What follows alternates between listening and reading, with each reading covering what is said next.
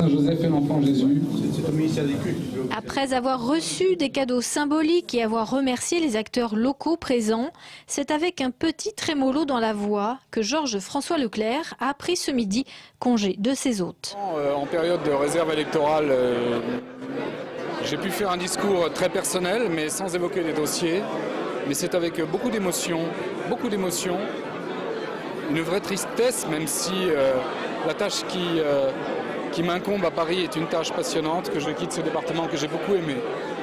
Ni meilleur ni moins bon que son prédécesseur ou que son successeur, Georges-François Leclerc n'a pas fait mention d'une quelconque frustration due à ces quelques mois seulement passés dans l'Aube. Et chacun porte le témoin comme il doit le porter, c'est-à-dire à chaque fois avec énergie et impartialité. C'est ça le corps préfectoral. On est un maillon d'une chaîne. Et après moi, il y aura un excellent préfet, forcément. Pour Philippe Adneau, c'est avec beaucoup de regrets qu'il voit partir ce préfet. Resté 9 mois dans le département, il a tout de même su travailler de conserve et efficacement avec le président du Conseil général. Si le préfet est bon, on arrive à s'organiser rapidement et il y a continuité dans les dossiers.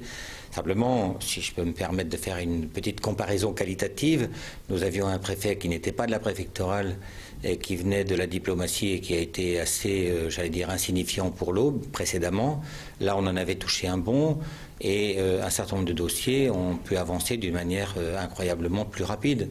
Je veux témoigner pour ce qui s'est fait sur la ligne Paris-Bâle. C'est clair qu'il a joué un rôle méconnu mais essentiel sur le sujet.